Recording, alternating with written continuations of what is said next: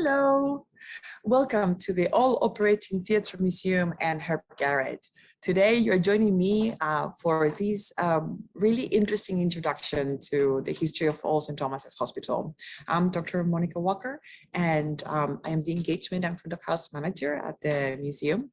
And I'm truly delighted to be able to share a bit of the history that is seldom seen anywhere else about this very special place. Some of it, nowadays you can't really see because it's been swallowed up by London in its grandiose kind of like format. It's really incredible. So what I would like to do today is I have a small PowerPoint presentation to lead you through these history of St. Thomas's, and I basically focus the talk into three different sections. Each section is connected to a very specific kind of identity that the hospital was kind of like being part of. So we have the religious identity, we're going to have the secular identity, and then we're going to move into the educational identity to end up with the legacy of what happened to St. Thomas's Hospital. Spoiler alert, it's still a working hospital in Lambeth, so that's awesome, right? St. Thomas is one of the oldest kind of continuously running hospitals in London, so it's absolutely fascinating. So just to let you know, at any given time, if you have any questions, please put them in the chat, and I will get to them towards the end of the talk. Hopefully I will leave some time for any sort of questions that you may have towards the end. So without further ado, let me share my my screen with you so I can take you through this very interesting journey through St. Thomas's. So there we go. Oh, it's already in a slideshow. Yay. There we are. So I think that one of the things that I really love about St. Thomas's is basically the idea that it has gone through so many changes and transformations. Another of the other hospitals, like for example, St. Bartholomew's, which is like across London Bridge on the other side, they've never changed locations. They've had a continuous running history from the time that they were established until today, and they have their entire archives intact. St. Thomas's history is a bit more complicated than that, and I'll tell you why. So let me get started with the foundation of St. Thomas's. So when do we know that there is a hospital associated with this area in the first place? Let me see. Would you let me just go?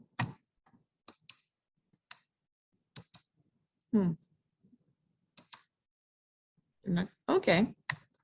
Excellent. Sorry about that. So so we're going to be looking at then when is the first data that we have that a hospital was established in the area, and I brought this little map, and I love maps. Maps are wonderful. Maps, ground plans, it gives you this amazing ability to visualize buildings and locations, and in many cases different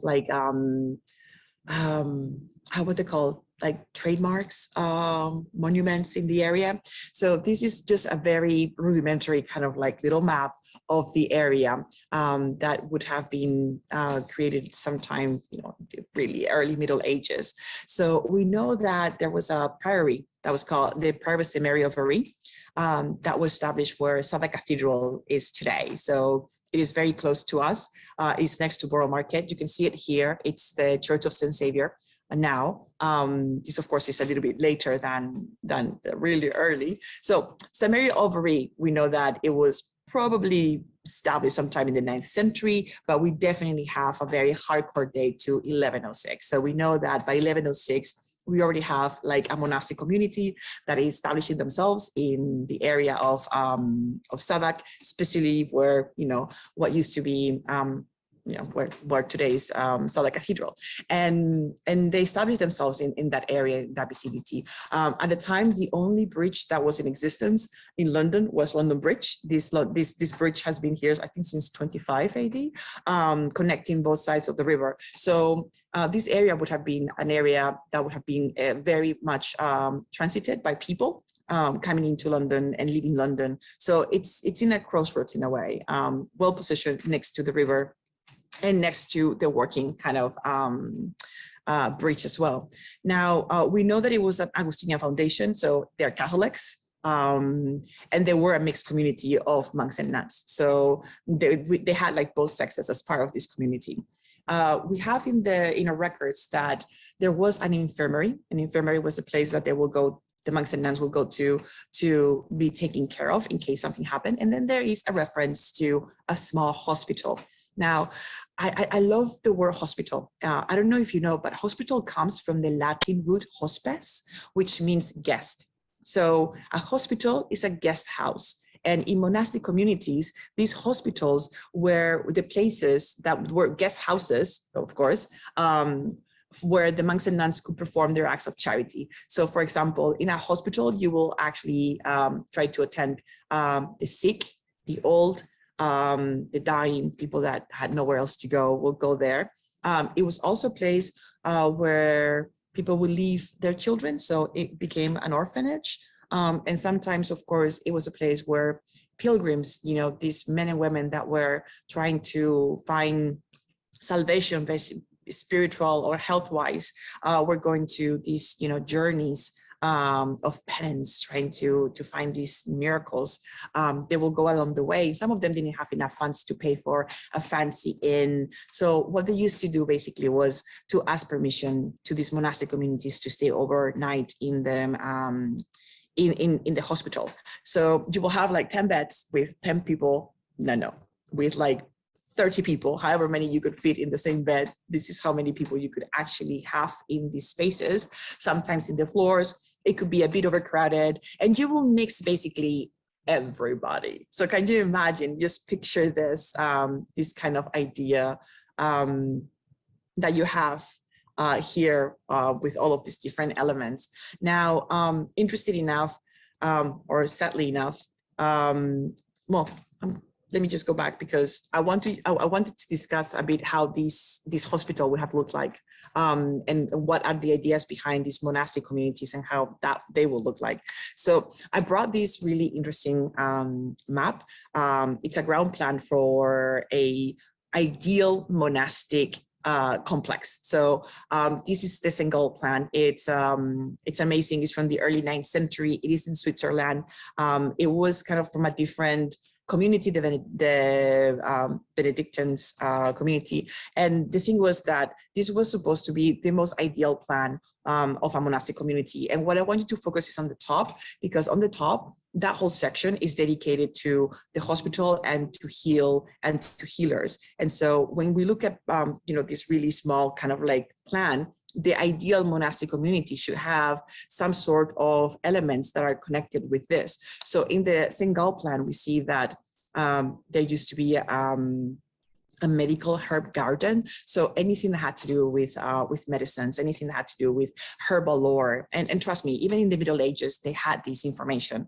I mean, the classics were like talking about the classics from Greece, Discorides and all of the great like herbal like remedies. They knew this. They have been passing down these kind of like remedies from generation to generation. They're like a bunch of herbals that have survived from the Middle Ages that kind of like bring together all this different knowledge about how to make, remedies, herbal remedies. We also have them in families that they send their own recipes to the next generation. They create these small kind of like little like text about it. Sometimes it was an oral tradition, sometimes it was written down, and this is how we got all of this information. But a medical herb garden is definitely, one thing that you want to have associated with your community. And so these are the herbs that you would use for medicines. There were spaces also for physicians. So even though the monks and nuns, their job was not to heal people's bodies, it was to heal their souls. So even though they would act as rudimentary nurses, they were not allowed to physically help people. So they will bring in all of these different healers. So they will bring in the apothecaries, which were the name of the men that knew how to, put together all these different like herbs and herbal remedies. So they will bring them in. They will bring in physicians, which at this time, of course, is the Middle Ages, but we already start having the establishment of medicine in universities. Bologna was already kind of having the first kind of like doctorate on medicine, and of course at that time the only people that were allowed to be called like doctors are precisely the physicians, because they're the ones that go to university, they learn about the human body and internal diseases, they learn about the old traditional way of understanding the human body. So think about Galen or Aristotle or like Trotula, that are also in a little bit later. So you get all of these different kind of like people that have theorized the idea that the body is composed of 4 humors. So we have black bile, yellow bile, we have phlegm, and we have blood, and that any diseases are basically caused because there is an imbalance of the humors. And the idea is that you have to bring the humors back into balance. And this is the physician's job, is basically to think about how this can happen. And they are reading, they're going through all the recommendations from, you know, all of the classics, and that's pretty much their job. The monks and nuns will basically engage the services of these physicians to come and basically help as much as they can the people that are ill or infirm, critically ill, in these hospitals, again, guest houses of the monastic community. They are their guests in many ways. So that's one of the things. One of the things that they used to figure out how people were sick was by checking out the urine. So that's why you see that little flax that is being kind of like seen by the physician. So that's just checking out whether or not like the urine has signs of being diseased or not. So absolutely fascinating. We also have, why is this not letting me? Next, there we go. We also have other things like, for example, bloodletting, which is absolutely horrifying. I don't know if you are aware of this, but in the theory of the humors, for example, the idea that if you have, let's just say that you have the flu, you are very red, you are sweating, you are very feverish, and these basically in the theory of the humors, it pretty much means that that you have an excess of blood, so you have to get rid of it. How do we get rid of it? So you can either bring leeches, which is a bit kind of like how the bottom image kind of represents. It looks very leech-like. Or you basically bring in a barber surgeon that knows how to use knives, and then just basically do bloodletting by cutting a vein open and allowing for the excess fluids and the excess blood to come out. And this was already practiced. I mean, one of the most thoroughly practiced techniques, medical techniques, if you want to call it like that, that we have from, you know, very early on until very well into the 19th century. So this is like something that was absolutely typical. And of course, critically ill, we can also reference things like the plague. That image is the image of some of the monks basically ministering to people that have the plague during, you know, that time period. This is in Italy, but the same happened here in England as well. And St. Thomas's was part of that story, as they were basically trying to ensure that trying to help the people that that had fallen sick without them getting sick. So it's part of that history of St. Thomas's as well. So all of these different areas are here. And like I mentioned before, the monks and nuns will be ministering to the patients as if they were nurses. So they will just feed them, make sure that they had like nice covers and make sure that they're okay. They will prepare their souls for the afterlife in case that was going to be the ending of them. So, you know, here you can see them being buried already in shrouds.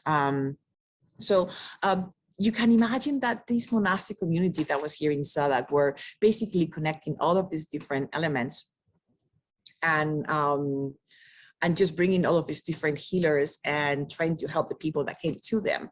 First, very small, but it's going to grow, it's going to change. But I wanted you to give an idea of how these different kind of like groups of healers, which are already quite present in this time period, are still going to be part of the life of the hospital from now until even today. But things are going to slightly change, especially with the new acquisition of knowledge and experimentation. So all of these are going to be parallel in a way to how the hospital is going to continue to develop, because at the moment we're still within a religious foundation. The hospital is firmly established in this religious background, and definitely this is something that is very important for them. Now, unfortunately, and this is one of the one of the first moments in which our history differs very, very markedly from that of St. Bart's, for example, because they never had these issues. We did. In 1212, there was an excessive fire that happened here in Southwark, quite critically so. It burned most of the entire community that was there. It burned the entire monastic community down to the ground. The monks and nuns managed to make it out alive. So we still have that the community did survive in terms of like people, but the buildings themselves were fairly charred. So one of the things that happened was that they wanted to reestablish the monastic community back in the location where the original was started, but until they could rebuild there, they had to go somewhere. So they came across the street. So instead of like the first St. Thomas's was basically open up in next to Southwark Cathedral, which, by the way, I forgot to mention this, but in the first records, the St. Thomas's that we have as the patron saint to whom the hospital was dedicated and whose patronage was basically in charge of caring for the souls was none other than St. Thomas Beckett, who had recently been, canonized as a saint after he had been murdered by the King's men. So it was an important connection because London Bridge stands in the pilgrimage road to Canterbury. As like I mentioned before, London Bridge is pretty much one of the only bridge that existed at a time period to cross over the Thames for a really long time. So so it was like really well positioned for that kind of like new pilgrimage that people were doing towards Canterbury to find these miracles to save people's lives and get their health going better. So that's an important aspect of that time. Religion and medicine has been very much intertwined forever, basically. But St. Thomas's, then we know that it was there. Now, after the Great Fire of Southwark, the monks and nuns came here where we are. So in this location, which I'm in the herb garret, but I'm on the attic of the church, of St. Thomas's Church. And what they did was really interesting is that they created a small church here from the 13th century because this happened in 1212. So in 1214, they had already finished the church. They needed a place to pray before, they can go anywhere. And then around the church, they build additional kind of like houses. And these houses, they basically is where the monks and nuns will be sleeping and again, eating. So they had like, again, the buildings that you need for this kind of monastic community, but these were more temporary. Then they finally finished their monastic, the new monastic complex. It took them a little bit longer because suddenly they wanted their new kind of like main church to look exactly like the Gothic style. So they wanted to update it so it will look a lot better and people will like it more. So that took a couple of 100 years to finish, but hey, the rest of the buildings where they could live, like the refectory and the dormitories, were basically built, and the kitchens and et cetera, were built. And so they moved from here in the other side of Borough Market or Borough High Street, next to what is now St. Thomas's Street, but it used to be known as Thieves Lane. So you can imagine the reputation of the area was not the best as well. But basically, this is where the new kind of like hospital was established, because the monks and nuns, once they moved to the other, back to their, monastery, they were like, okay, so what are we going to do with all the buildings that are there? And they're like, well, just make that our new hospital. Let's make it bigger and better. And of course, we have Peter de Rupibus, who was the Bishop of Winchester at the time. This is diocese under the Bishop of Winchester, who basically just said, like, whoever gives us money so we can just make sure that this is a better building, a better hospital, you'll get indulgences. So your time in purgatory is going to be shortened, and everything's going to be amazing. And so that's pretty much what they did. They just rededicated the hospital again to St. Thomas Becket, and then they opened up their doors with a provision of like more beds. I think that it went up to 40, if I'm not mistaken. So yeah, so after that happened from the 12th century or the 13th century, you move forward, we're skipping the plague. It's really horrifying time period for everybody. But we can actually start like looking at how the hospital is developing into the 15th and 16th century, because we see now that some things are going to change. So suddenly now, for the 15th century, we definitely find that we have 3 main wards where people are basically staying. We have 4 small sweat wards. These are the wards where you put people that like they have syphilis or leprosy or things that, you know, require you to either sweat or vomit or poo. I'm sorry, I'm very, very basic. But basically you wanted to have them in a separate kind of like space. So that called them the sweat wards. So they were always like at the back, and they were named after biblical characters that were known because they were saved. So it was like, well, if you come to these places, you will be saved. You know, that idea of connecting the spiritual with the body. It actually connects also with these religious spaces. And yes, so this is when they had like around 40 beds, and the monks and nuns were still, you know, helping around the hospital and taking care of the sick. And you have the surgeon, but they also like new additional lay workers. We can see that the hospital starts to grow and become quite self-sufficient. So besides the actual church and all of these additional buildings, you have, you know, the stable, you have the churchyard, barns, stables, dove houses, ponds, yards, orchards, gardens, plus the herb garden that I mentioned before. This is a parsonage. Imagine that they also have kitchens, and they made their own beer as well to ensure that they could feed most of the people that went to the hospital. So that's really fascinating. And of course, they had all of the things that you will need for like a regular hospital. And of course, we also know that towards the early 16th century, the entire like complex was starting to fall in disrepair. And this is normal, okay? Because hospitals in many ways are life buildings. When I talk about life buildings, and I'm really fascinated by the architecture that we connect with these spaces of healing, right?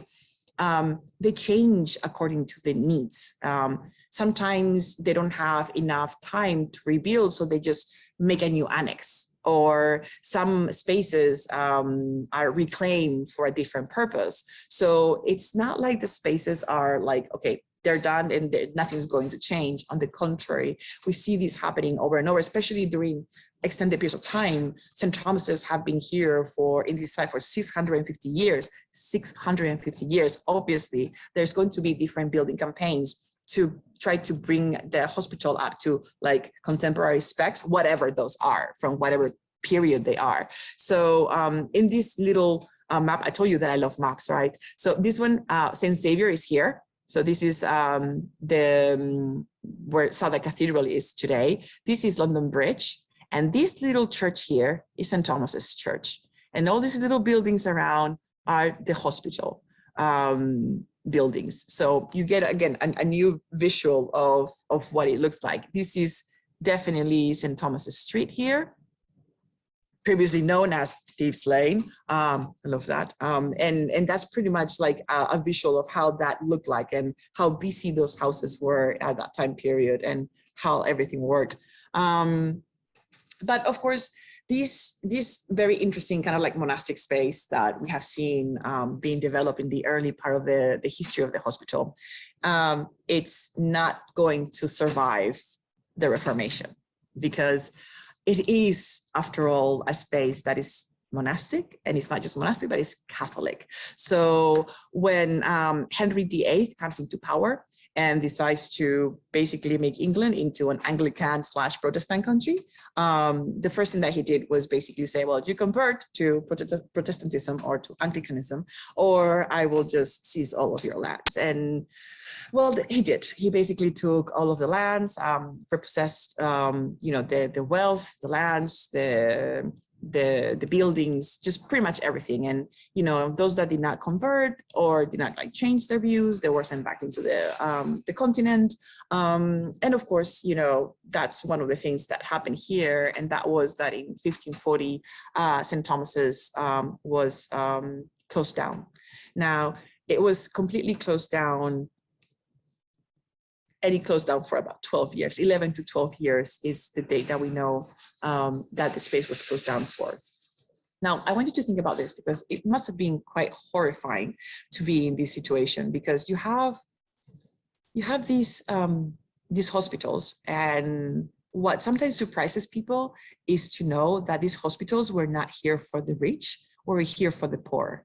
Like, the only people that would use the services of a hospital, even before during the monastic kind of like life of St. Thomas's, they were just the poor. You know, people that had money always had the ability to bring their healers to them. So the king didn't go to the physician, he will bring the physician to him, or the surgeon, or the apothecaries. So, and anybody that had money will do something similar. It was the poor that didn't have access to that kind of means, because obviously the healers will require a fee for their services. So the physician was not free. The surgeon did not do a job for free, and the apothecaries will not sell their medicines for free. So you have that whole socioeconomic aspect associated with the hospital is also an important thing to take into consideration, because of the importance of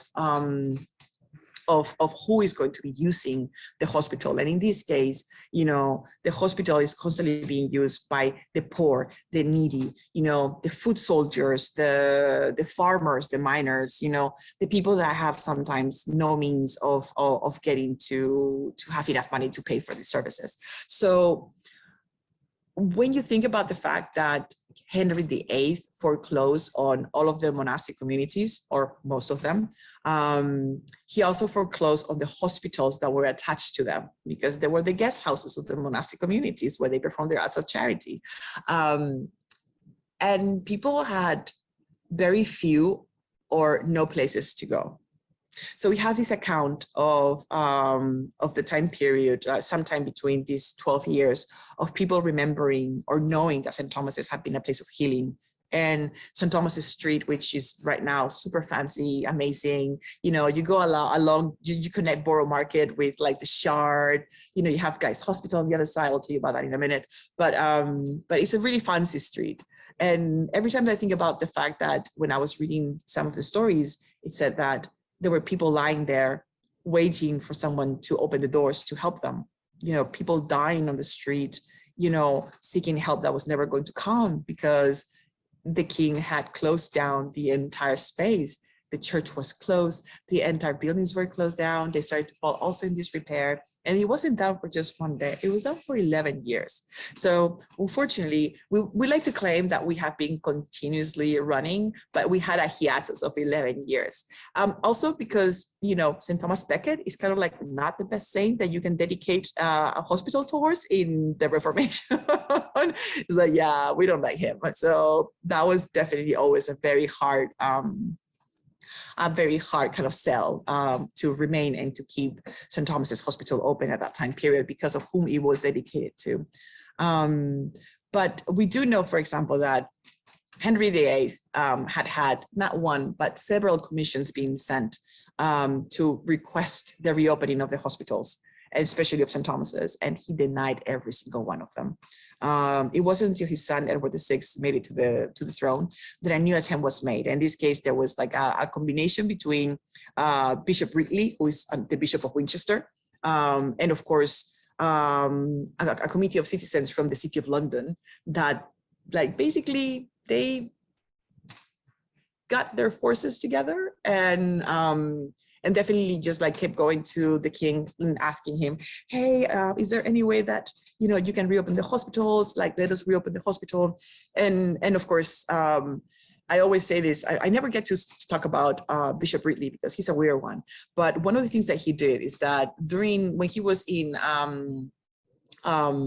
Westminster Abbey, he was giving this huge kind of like speech about the duty of every king, Christian, to basically help the poor and the needy. Apparently, he was so eloquent about, you know, his description of the pain that people were going through at the time period and the need for people to really engage with their acts of charity, that he brought Edward VI, you know, to tears in the middle of, you know, the Abbey. And afterwards, he kind of went to him like, what can I do to help? And he's like, oh, I have a plan, you know, you can definitely help us reopen the hospital, especially St. Thomas's. And, you know, he said yes. So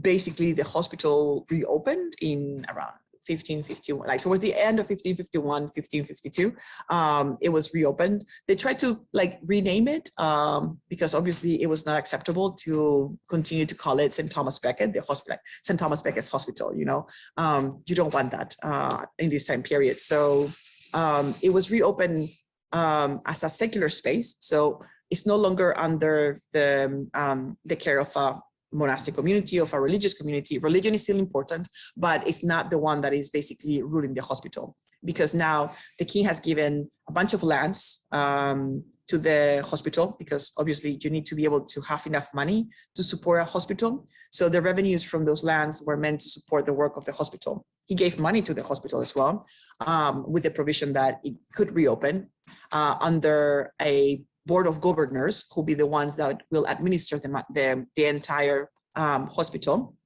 Now, the governors are not healthcare practitioners. The actual governors are, as a matter of fact, extremely rich people. So many of them are either merchants or nobles, and they basically become governors by giving a sizable donation to the hospital, another way of making money for the hospital, right? But what that means is that if you're a governor of St. Thomas's, then everybody around you knows that you have money, because it's not cheap to become a governor. They also know that you have power, because in many cases, under this new provision of a hospital that is no longer religious, but secular, we're going to see that it's no longer going to be 100% free.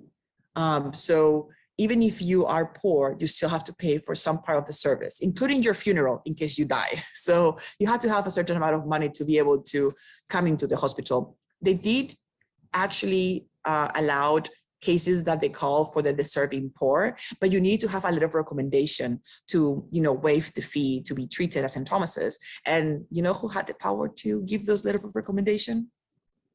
The governors. So they have power over life and death by deciding who can use the services of the hospital and who can't use the services of the hospital. But they definitely did that, which is, again, a really fascinating kind of like concept, because in a way, in some places it still functions in a very similar way. Again, fascinating stuff. But under this new provision, we actually have the hospital starting to run. But again, everything was a little bit shabby. So we're going to have like a new kind of like building campaign trying to increase the amount of beds, which now at this point goes up to 284. So we went from 10 to 40 to, maybe a couple more, and then like 284 beds in the 16th century when he reopened his doors. And it's basically placed under the management of the City of London and those governors that I mentioned. So that is awesome. We also have the first engagement of actual like medical practitioners that will be in the hospital. So you have the physician, the apothecaries, and you also have the surgeons becoming kind of like permanent kind of like staff in the hospital. But there's additional staff because you need support staff and you need to pay for all of these people. So you're going to have a treasurer, hospitalier, steward, you need a matron, ward sisters, cooks, carpenters. So anybody that you can think of are going to, sustain the hospital, which again is going to be self-sufficient. So you need to have all of the buildings associated with all of these different people and all of these different spaces. Now, something super interesting is going to happen at this point, because I remember that I mentioned that originally the St. Thomas's was basically known as the King's Hospital. It never stuck. Nobody called it that. Everybody kept calling it St. Thomas's Hospital. So I always have this idea. I like to visualize conversations that people had, and I'm pretty sure that everybody still call it St. Thomas's, but this is really bad. We need to find an alternative or something. And I'm pretty sure that someone very smart said, there are a lot of other St. Thomas's in Christianity. How about we just rename it to St. Thomas the Apostle? We like him, right? So let's just like rededicate the space to St. Thomas the Apostle. And they did. And if you actually like hear yourself saying St. Thomas the Apostle's Hospital, it's a mouthful. Nobody ever calls us that. In the same way that before St. Thomas Beckett's Hospital, nobody ever called it that. So it became just St. Thomas's. So it's amazing that you suddenly have this, really interesting connection of the old hospital dedicated to one St. Thomas's, and then after the Reformation, dedicated to another St. Thomas's. But still, it's still St. Thomas's. It's still the same space. It's still the same kind of like community that it was serving. Long distance as well, not only short distances. So it wasn't just local, it would be treating people from all over the place. And it was like definitely like really interesting for that. It did escape the Great Fire of London. So that's amazing, because obviously the fire of London happened on the other side of the river, and you can definitely see here like all of the flames and everything that happened to it. And this is something that is really interesting, because we're coming to a crossroads for the hospital. Just give me a second, I'm gonna have a little bit of water.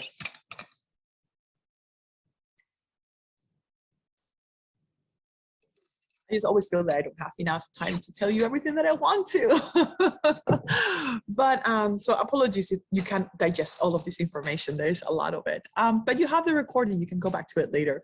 Anyway, so St. Thomas's in the 17th century, 1666, after the Great Fire of London, is coming to a crossroads, because remember that I mentioned that the king had given some lands, and the revenue from those lands was meant to support the hospital functioning. They were on the north side of the bank, on the north bank side of the river. So they burned down to the ground, which meant that they lost a lot of the revenue of the people that used to live there, and they basically used the income from those housing projects to support the hospital. There were also a couple of additional fires right after the Great Fire of London on our side of the river, so on the south side, and it survived them. So there was one that came way too close for our comfort, and we're like, oh great, another fire that we have to deal with. Nah, it was fine. We did manage to survive that, but that pretty much means that we have a situation in London where people are struggling. Many of them are homeless since their houses just burned down to the ground. Many of them are living in tents in the middle of winter, which meant that even if they did not die in the fire, a lot of people got very sick. St. Thomas's couldn't cope with the amount of people that needed their help. They didn't have enough staff. They didn't have enough beds. Most of their buildings were starting to fall down. We have an account of the church that used to be here before, where somebody came into the church and a piece of the ceiling fell on their heads. Like, people were just terrified of coming into the space. And so there was a need for a reinvigoration of the space, like to make it bigger and make it better, and try to, create a hospital that would fit the new kind of like ideas of, in this case, the Enlightenment. So we see a lot of these new men that are trying to make a change, a positive change in many ways.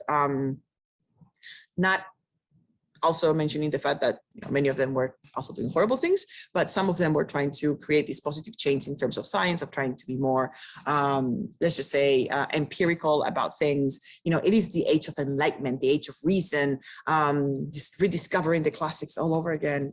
So it's a very fascinating time period. And we're going to have our main governor, whose name is Sir Robert Clayton, who was, as a matter of fact, the Lord Mayor of London at the same time that, after the Great Fire of London happened. And he's really an interesting character. If you ever go to Guildhall, they have like a statue of him in Guildhall, because he was like really did a lot of really cool things for the city of London.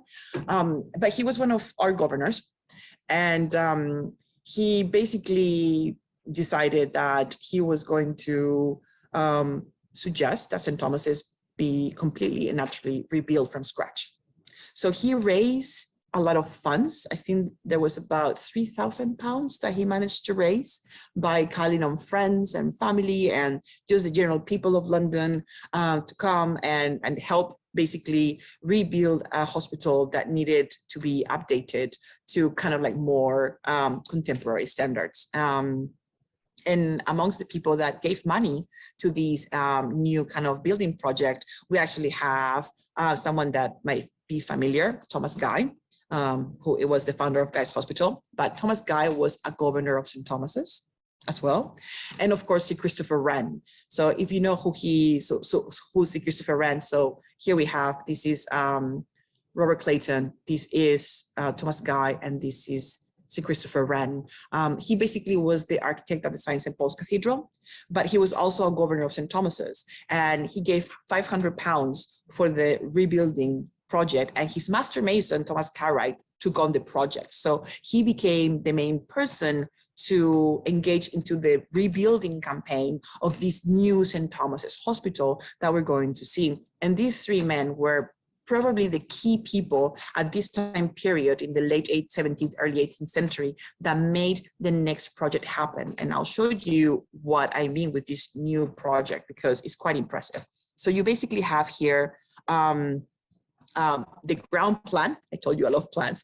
So we have the ground plan of St. Thomas's at that time period. And this is a print from 1710 that shows the hospital, you know, from Borough High Street towards, so you're seeing it from here, it's Borough High Street. And literally all the way back, this is where the Shard is today. So this is St. Thomas's Street. This is the tower where, well, the museum is right here in the attic. This is the tower where we come in. So still standing, you know, it's so awesome to see it like this. But yeah, so this is the new design that was put together by Thomas Cartwright. And now we start seeing like this more secular kind of like element to the hospital and the new changes. It's more neoclassical. It's following this reasonable kind of idea that, you know, you need more wards. Therefore, you put like 3-story buildings with each one of them having wards. The different sections, these buildings were around 3 interconnected courtyards, well, 5 in total, but you have 3 big ones. So this is the first courtyard here, which is this one here. The second courtyard is here, is this one here. And then the third one is connected right here. And then you see this little back here is still part of the hospital, which is this section here, with another courtyard here and an additional courtyard here. But those are a lot smaller. This is where the sweat wards were, like, you know, the ones here is called, they're called like the foul wards, you know, the smelly, sweaty ones where you put all of the syphilis patients together. That's where they go. And so it's a really massive endeavor, and it took them some years to complete it, starting in 96. I think that it was finalized by 1702, 1703. The church actually was completed in 1702. The first sermon was actually given in 1703 as well. And most of the buildings were basically just being built at the same time. So there were campaigns, but it basically came out to this incredible space that now you have with these 3 integrated courtyards. Now, the functions of this courtyard is interesting. All of the women's wards were in the first courtyard. So all of these buildings around here were just where you would put all of the women patients. The ones in the back, these are for the males. And at the center, this is where you have more of an administrative kind of like area. So you have here like a small chapel, but this is the church. You see it here. And please note how the church is an extension of the ward. So it just continues, as you can see here in the ground plan below, continues into it. So one of the interesting things that happens is that the church itself, at the request of the hospital, Thomas Cartwright was requested that he had to have an attic. And this is the attic that he created. There were no windows. Everything was made out of beautiful wood. As a matter of fact, a lot of our beams were repurposed from the 13th century church before this one. So when they destroyed the other church, this is actually following Wren's designs for churches, because Thomas Cartwright was his master mason. So he basically used the same kind of design that Wren created in the first place. It's just that Sir Christopher Wren died before the church was completed, and therefore it's not attached to his name in that way, but the design is his. And of course, the master mason that created it is his master mason. So one of the things that he did was to basically take on some of the really beautiful wooden beams that were used in the previous church and add them to this one.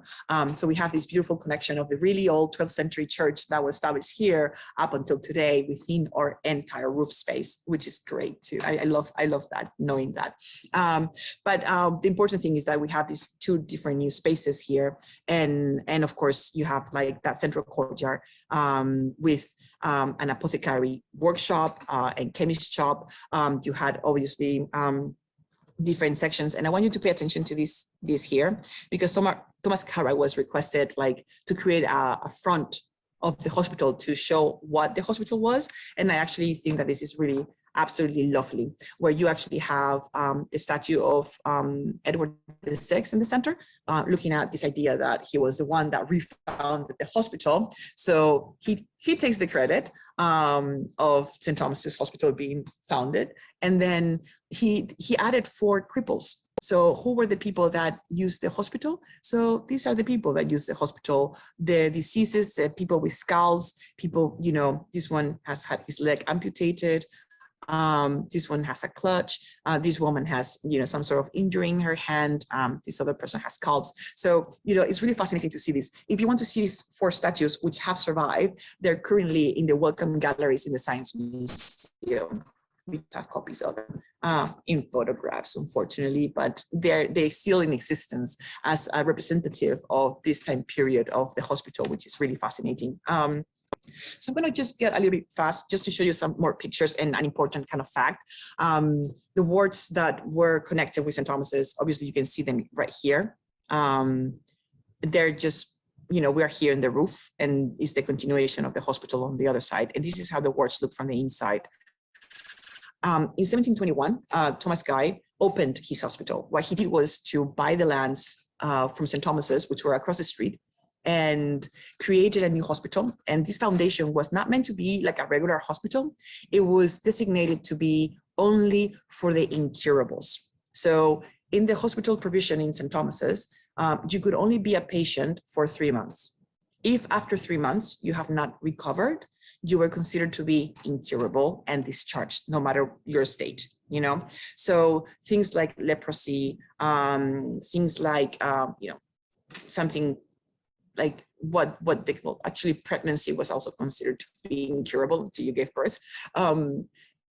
People that had health issues, they were all chopped as incurables. And then Thomas Guy thought that if they didn't have anywhere else to go, nobody could help them. And so he wanted to create a hospital for them so they can continue to try to understand and study these diseases or issues that they had and try to help them. So Thomas Guy's Hospital was opened first to just help the incurables. But after Thomas Guy died, he left a provision that said, oh yeah, and you can open it as a regular hospital now, which they did. And then Guy St. Thomas is well known as the United Borough Hospitals, because they were sharing a lot of different things, which I will go into detail right now, which is this new kind of space for education of the medical profession. And this is kind of like getting to the last part of the space. But something very important happened towards the 18th century, and that is a very big change in the way that medical practitioners kind of like understood how to transmit knowledge. So for example, I talked about before how the physicians went to universities. That have not changed. So all the physicians, if you wanted to become a physician, you were a doctor because you went to university. They continue to do that. Here we have Richard Mead, who is the first one. He's a physician of St. Thomas's, best friends with Thomas Guy as well. And basically he's the one that that recommended, hey, let's just like create a better space for education. Yay. And then we have 3 surgeons, William Cheselden, Henry Klein, and Ashley Cooper, who were also instrumental. These men were instrumental in transforming the entire hospital into a new educational space. And that pretty much meant that you have the other 2 professions that were really big in the space, that of apothecary and that of surgeons, also becoming more codified, becoming more kind of like university-like. So instead of having a guild system, kind of like they were guilds, right? These were groups of people that control how many people they were going to teach these things, because they can control the market. But it was impossible. You really needed to have more surgeons. You really need to have more apothecaries. The demand was too great. And so instead of doing the apprenticeship system of a 1-to-1 for 7 years, 1 apprentice, 1 master, it went directly to, okay, let's just open it up 1 to 100. So I have 1 person teaching a curriculum, and then you have 100 students learning simultaneously at the same time, codifying knowledge and creating a curriculum and creating an assessment, an exam that will basically tell them that they have understood the basic principles. So basically just making it more into university degrees, even though they're still not there, but they're almost there, Still in this time period, surgeons or apothecaries were never called doctors, they were called misters, because they still did not go to university. So very, very important. So what these men did here in St. Thomas's is like, they basically transformed it into an educational space, because to accommodate that many students, you need spaces. And what did they do? So this is a ground plan, again, love ground plans of St. Thomas's. So this is St. Thomas's Street. This is the New Guys Hospital. These are the 3 interconnected courtyards with the 2 additional ones in the back. And here we have an annex that was created. The river is on this direction. In this annex, they basically created an anatomy theater. They created a museum of pathology that also had like pathology from animals, not just from humans. A dissecting room, there was a library, there was a lecture hall. So you actually start creating all these different elements where you have, you know, spaces to educate a new generation of surgeons, a new generation of apothecaries, and basically just to make them understand like what clinicians do, you know, and that's something that the physicians also help with. So in these spaces, of course, this is what they look like. This used to be the all operating theater of the men's wards. This is the women's wards, the one that still stands here, that is on the other side of the museum. All this operating theater still standing. St. Thomas's had gender operating theaters because I have, as you have seen, this is a really large kind of space. So you can take the men to the women's wards, which is here, or the women's ward all the way to the men's operating theater. So strict separation of the sexes. So even the operating theaters that they had, they were gender theaters. So only the men in one, only the women in another. But don't think that because they're gender, the operations that happened there were gender. The operations will just reduce to 3. You could do a lithotomy, removal of bladder stones. You can do a trepanation, so you can drill a hole in the head to relieve pressure, or you can do amputations. And these amputations are for limbs. It could be like a tumor that you may have. So this is all that they can do, because this predates anesthesia and antiseptics. And internal medicine was completely naturally not done at all. So everything is very specific. And the only time when you get to be in an operating theater is basically to save your life. It's a Hail Mary, because the alternative is that you're going to die. So these are your alternatives. You know, we don't treat you and you die, or we treat you and maybe you live. And a lot of people took the maybe I live, I'd rather try that. So they will go into an operating theater with no anesthesia, no antiseptics, regardless of anything. It's really, really fascinating.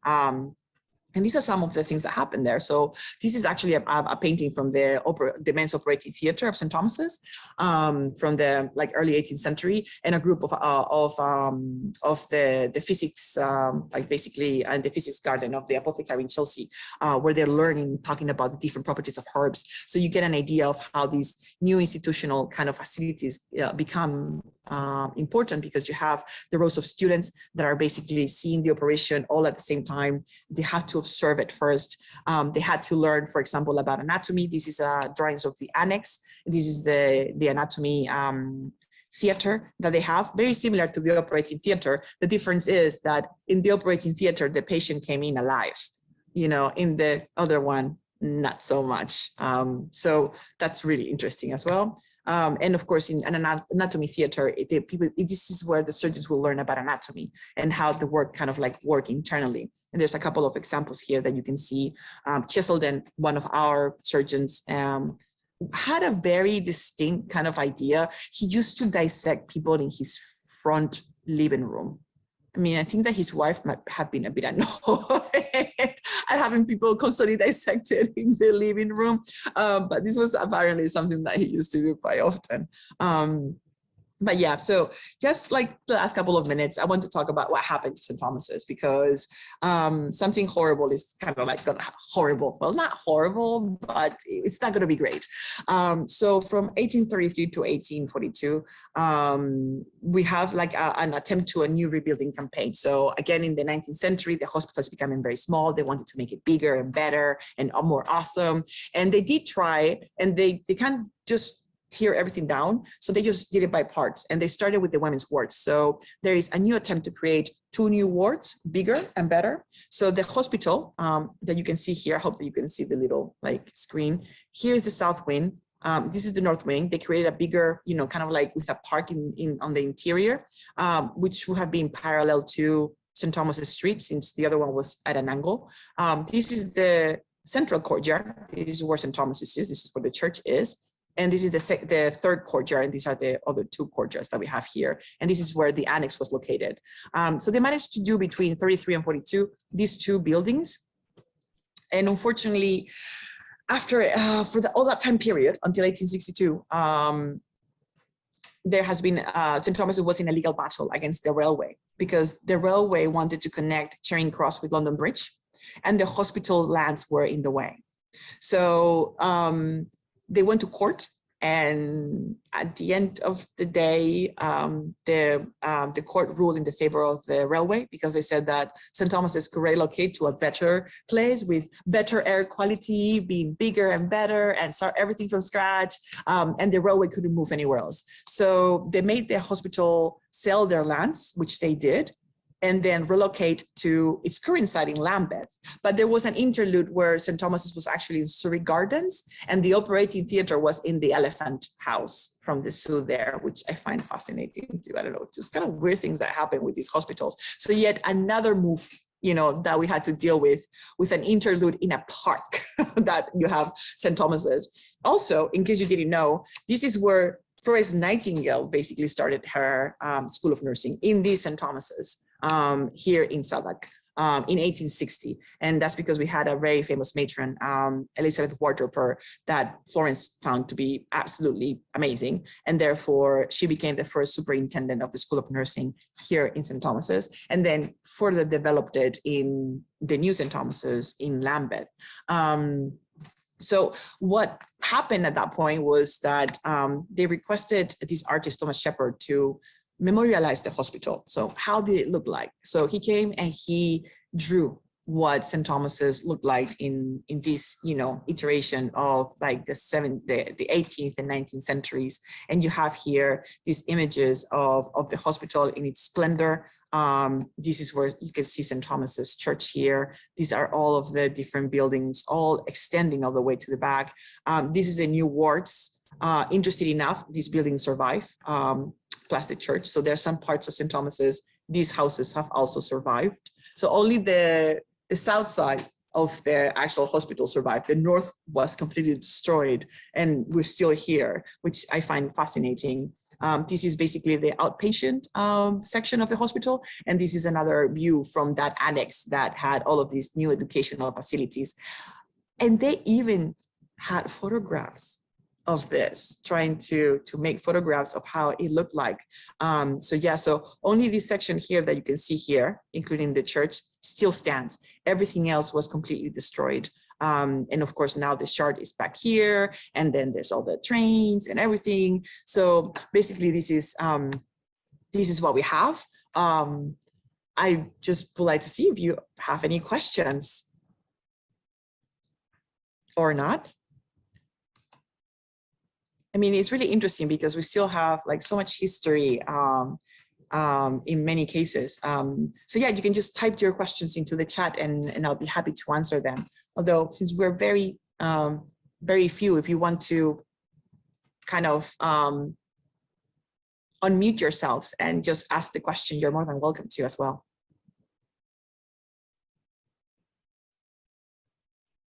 No questions? Everybody's like, yeah, I got all the information. I mean, I really thank you all for joining me today, so I could share this bit of the history of St. Thomas's. I mean, to be honest, it's not over, right? Because after the move, St. Thomas's opened up in Lambeth, and there it flourished as a very important hospital. And unfortunately, most of the buildings that were created, which were amazing, half of them were destroyed in the Blitz. And that must have been really, really hard, as they were like still operating as a hospital while they were being bombed, because the German bombers thought that was the House of Parliament, as opposed to the other one on the other side of the river. So yeah, it's the history still continues, because St. Thomas is still basically operating as a hospital even today. Of course, the building now looks very like modern. So a lot of people think that Guy's Hospital was older than St. Thomas's, but unfortunately, that's not the case. It's just we had a much more complex history. Like Guy's Hospital has never moved. You know, it's still in the same place where it basically got started, which is really interesting. Well, I think that we are out of time then. So thank you so much for coming. Thank you so much for joining me. I will be sending a link to the talk if you want to revisit or relive any of this historical kind of like goodness that we've shared with you today. And hope that you will join us again. Thank you for your support. Your ticket sales are helping us keep our museum open, and that is much, much, much appreciated. And until next time, thank you so much for coming.